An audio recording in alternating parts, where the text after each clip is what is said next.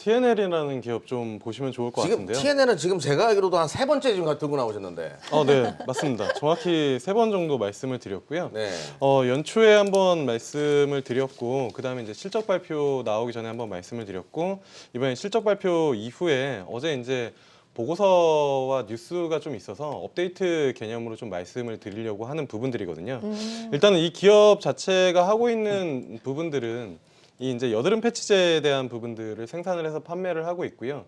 이게 이제 하이드로겔 기반으로 하는 부분들이기 때문에 기존 패치랑은 조금 다른 그러한 부분들이다라고 보시면 좋을 것 같아요. 근데 이거를 왜 관심 있게 봐야 되느냐? 요즘에 이제 뭐 피부 미용이나 화장품 관련된 종목들 일부 섹터 내에서도 흐름들이 조금 다른데 이 마스크를 어쨌든 벗는 그러한 부분들이 계속 나올 거잖아요.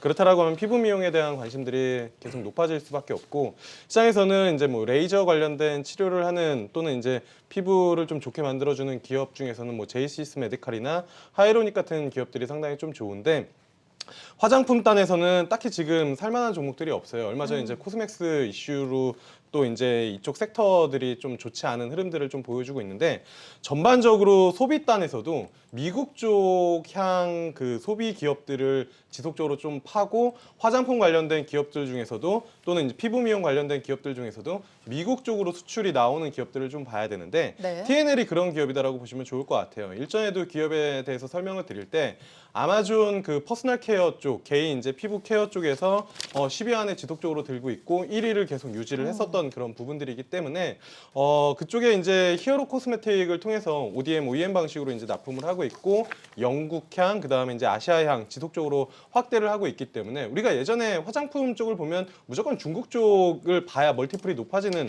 그런 흐름이었는데, 지금 같은 경우에는 경기가 살아나면서 소비가 미국 쪽에서 가장 먼저 폭발적으로 일어날 수 있기 때문에 이 TNL을 봐야 되는 부분들이고, 대표님, 그 TNL이 2018년에 미국에 진출을 해가지고 네. 그 아마존뿐만 아니라 타겟이랑 월마트도 네, 거의 맞습니다. 점령을 했다고 하더라고요. 다 파는군요. 네, 미국 쪽 같은 경우에는 지금 우리나라 같은 경우에는 이 이제 여드름 패치나 아니면 중국 같은 경우에는 많이 이제 하고 있는 부분들인데, 네. 이 북미향이나 유럽 쪽 같은 경우 이제 개화하는 시장이기 때문에 상당히 좀 관심 있게 보셔도 좋고요. 그다음에 재무 상태는 이따가 들어가서 뭐 한번 보시면 아시겠지만 유보율 상당히 높고 영업이익률이 30%가 넘는 부분들이거든요. OEM, ODM을 하는데 그 정도 영업이익률이면 확실하게 제품 경쟁력이 있다는 부분들이고요. 추가적으로 어제 마이크로 니들 관련된 계약이 나왔습니다.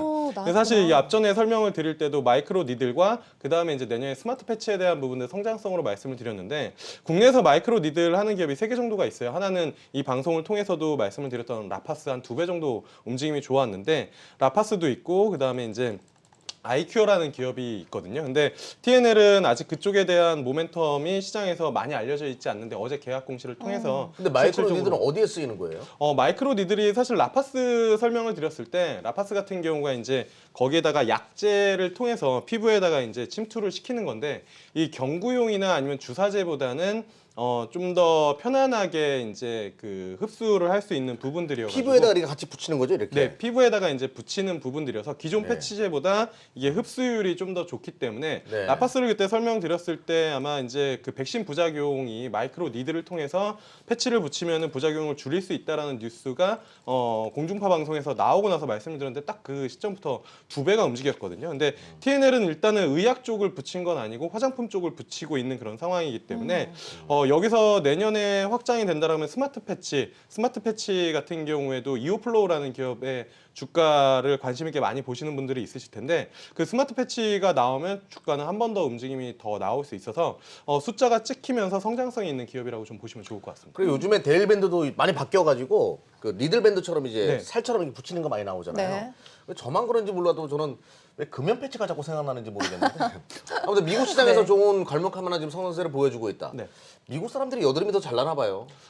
이게 이제 미국 사람 뭐 여드름은 전체적으로 많이 나는데, 예. 그러니까 말씀드린 것처럼 아시아 쪽이나 국내 쪽에서 많이 이제 알려져 있는 거고, 미국은 이제 진출을 하면서 확장을 하는 부분들이기 때문에 높은 멀티플을 좀 받을 수 있지 않을까라고 보고 차트 보시면서 목표가 손절까지 부탁드릴게요. 네, 일단은 이 기업 이 앞전에 한 3번 정도 말씀을 드렸다라고 했는데, 그 전에 이제 한 4만 원대 말씀을 좀 드렸었고, 그리고 주가가 한 50% 정도 상승을 했다가 이번에 이제 실적 가이던스가 너무 높았거든요. 근데 약간 가이던스보다 미스를 하면서 주가 조정을 받았다가 어제 이제 그 패치 이슈가 나오면서 니들 이슈가 나오면서 주가가 움직임이 나오고 있고 충분히 돌아 나오고 있는 그런 상황이기 때문에 이 시점에서는 다시 한번 관심을 가지면 충분히 이제 전고점까지는 업사이드가 좀 열려 있지 않을까 이렇게 좀 보고 있고요.